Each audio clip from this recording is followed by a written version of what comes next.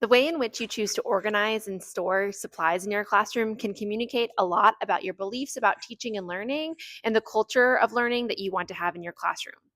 The way that we choose to organize our supplies at Longview is using these Acrobin supplies towers. So we have like a metal sheet that has hooks kind of on it on the wall that is secure, and then these plastic bins that easily pop off and can be moved around and reorganized. We use these because they're open and easy to clean and they're super accessible. The idea being we want learners to know that the supplies, caring for the supplies, organizing supplies, using supplies is the work of all of us, that it's a team effort, that we all care for our supplies, and that this school belongs to all of us. So rather than the responsibility of the supplies falling onto the teacher or the individual children where they have their supplies organized themselves and they are responsible only for keeping their things organized, we intentionally have designed our school to have these open material bins. Directly connects to the things that we believe about learning. Learning opportunities, of course, arise as we have supplies.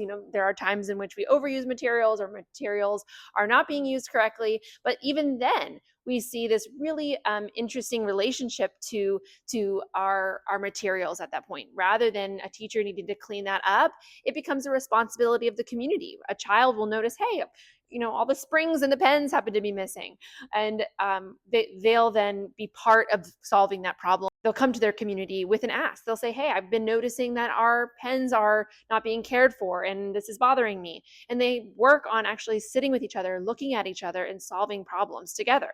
And so again, something small, a small detail such as how you choose to organize your supplies can end up having a huge impact, can end up communicating something more broadly about your belief about teaching and learning.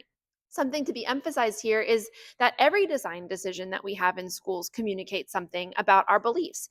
It ends up setting the tone for our cultures. So, the cultural tone that we want to set is one that centers around learning and centers around community. And so, this is one small way in which we are able to do that.